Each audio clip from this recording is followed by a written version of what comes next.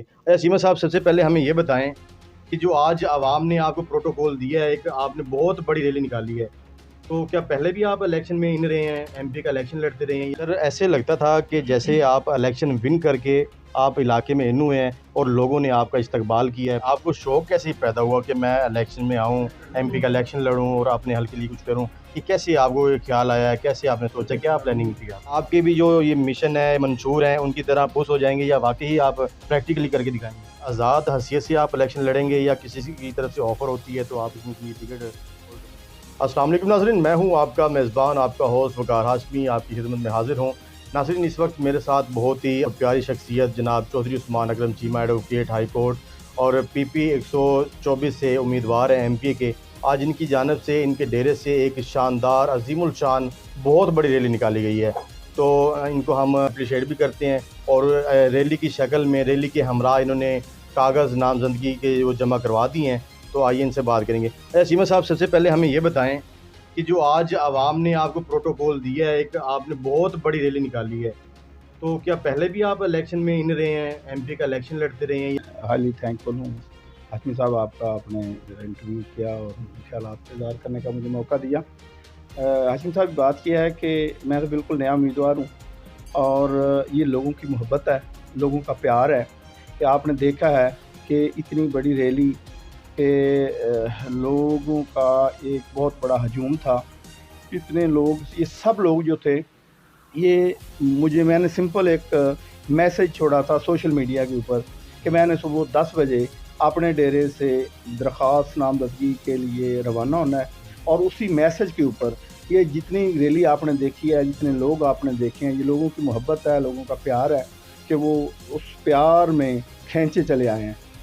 और मैं इंशाल्लाह, ये रेसिप्रोकल होता है, जब लोगों ने मुझे इतनी मोहब्बत दी है तो मैं भी लोगों को रिवर्स मोहब्बत देने में कोई कमी नहीं रखूँगा। सर, ऐसे लगता था कि जैसे आप इलेक्शन विन करके आप इलाके में इन हुए हैं और लोगों ने आपका इस्तकबाल किया है, फूलों की मालाएँ पहनाई गई हैं आपको और ढोल पे भंगड़े डाले गए हैं, फूलों की पत्तियाँ निछावर की गई हैं। ऐसे समा लग रहा था कि आप इलेक्शन विन करके आप इलाके में इन हुए हैं।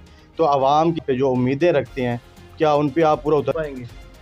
हाशिम साहब, बात यह है कि मैं इलेक्शन कंटेस्ट कर रहा हूँ विन करने के लिए। मेरा मकसद इलेक्शन में सिर्फ खानापुरी का नहीं है। मैं इंशाल्लाह इलेक्शन विन करने के लिए इलेक्शन के कागजात जमा करवाए हैं और ये सब लोग जो मेरे साथ शामिल हुए हैं और आए हैं, जिन्होंने अपनी मोहब्बतें मेरे ऊपर निछावर की हैं, ये सारे वो लोग हैं जिन्होंने मुझे इंस्टिगेट भी किया, मुझे मेरा साथ दिया, मुझे इलाके में इंट्रोड्यूस भी करवाया। वो अपनी मेरे ऊपर जान निछावर करने तक वो हर वक्त आमादा रहते हैं और ये लोगों की मोहब्बत है। तो ये रेसिप्रोकल होता है। जब लोगों ने मुझे इतनी ज़्यादा मोहब्बत दी है तो मैं कोई कसर बाकी नहीं रखूँगा।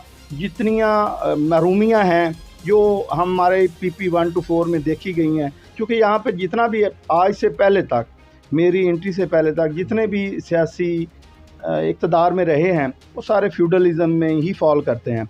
फ्यूडल्स थे। मैं एक मिडिल क्लास से तल्लक़ रखता हूँ। अपनी मेहनत और उसके बलबूते के ऊपर आया हूँ। लोगों का प्यार है, लोगों की मोहब्बत है, खिदमत करना मेरा शेवा है और इसी खिदमत का सिला, ये आपने जो लोगों का जोश जज्बा देखा है, ये आपको बिल्कुल अयां कर रहा था कि लोग आज से मुझे विनिंग उम्मीदवार कंसिडर कर रहे हैं। और कहते हैं ना कि ज़बान खल्क नकारा खुदा, जब इतनी आवाम इतने प्यार मोहब्बत दे रही है और मुझे कंसिडर कर रहे हैं कि मैं विनिंग उम्मीदवार हूँ, तो यकीनन मैं इंशाल्लाह विनिंग उम्मीदवार हूँगा। अच्छा, हमें ये बताइएगा कि आपको शौक़ कैसे ही पैदा हुआ कि मैं इलेक्शन में आऊँ, एमपी का इलेक्शन लड़ूँ और अपने हल के लिए कुछ करूँ? कि कैसे आपको ये ख्याल आया, कैसे आपने सोचा, क्या प्लानिंग थी आपकी? हाशिम साहब, मैंने पहले गुजारिश की है कि ये जो हमारा इलाका है ना, पीपी 1 to 4 का स्पेसिफिकली, ये फ्यूडलिज़म, वैसे तो पूरा जंगी फ्यूडलिज़म का शिकार था, लेकिन स्पेशली जो पीपी 1 to 4 है, इसमें तो पूरा जागीरदाराना एक निज़ाम था। तो जब मैंने मतलब इस फील्ड में आने से पहले मैंने देखा कि लोगों की जो महरूमियाँ थीं, लोगों के साथ जो नाइंसाफ़ियाँ थीं, वोट ले लेने, वोट ऐसे लेने जैसे कोई ख़रीदारी नहीं होती भेड़ बकरियों की, इस तरह ऑर्डर कर देना, ये हमें वोट दे दें। एक बंदे ने जाना पूरे गांव में बताना कि ये इस उम्मीदवार का ये है उसका निशान, तो वो आपने इसके ऊपर अंगूठे लगा देने। तो लोगों की अवेयरनेस के लिए और एक ऐसे जज्बे के तहत, क्योंकि मैं इसी क्लास का हूँ, मैं इस क्लास से हूँ, जिनके वोट हैं मैं उस क्लास से हूँ, मैं उस क्लास से नहीं हूँ। तो जिनके वोट नहीं हैं वो सिर्फ इक़्तिदार के लिए वो गोल्डन स्पून मुंह में लेके आए हैं, उसी गोल्डन स्पून के ऊपर इक़्तिदार करते चले आ रहे हैं। मैं तो ग्रॉस रूटर हूँ, पैराशूटर नहीं। तो ग्रास रूटर हाशमी साहब हमेशा ऊपर को जाता है, बिल्कुल। पैराशूटर ने नीचे आना होता है। तो मैं ग्रास रूटर हूँ, इंशाल्लाह अल्लाह ताला हमें कामयाबी दे। सर ये आज़ाद हैसियत से आप इलेक्शन लड़ेंगे या किसी की तरफ से ऑफ़र होती है तो आप उसकी टिकट होल्डर बनेंगे? देखिए मेरी मोहब्बत, मैं वैसे तो आवाम की मोहब्बत में आया हूँ, आवाम का ही टिकट है, उसी के ऊपर मैं आया हूँ। मेरे साथ मोहब्बत करने वाली बहुत सारी पार्टीज़ हैं। तहरीक लबैक वाले मुझसे मोहब्बत कर रहे हैं, दूसरे मुझसे मोहब्बत कर रहे हैं। इंशाल्लाह उनकी मोहब्बत को भी मैं मुकद्दम रखूँगा। ऑफ़र हो रही है उनकी तरफ से आप? जी बिल्कुल, जी वो, लेकिन अपने इलाके की जो आवाम है, वोटर हैं, सपोर्टर हैं, उनकी ओपिनियन लेने के बाद मैं इसका फ़ाइनल डिसीजन करूँगा। सर ऐसे है कि आवाम जो है आपकी ख़ास तौर पे PP 124 की, वो जो पुराने कैंडिडेट्स थे उनसे बहुत तंग आ चुकी है, तो वो भी चाह रहे थे कोई अपना नया कैंडिडेट आए। तो क्या आपके भी जो ये मिशन है, मंशूर हैं, उनकी तरह पुश हो जाएंगे या वाकई आप प्रैक्टिकली करके दिखाएंगे?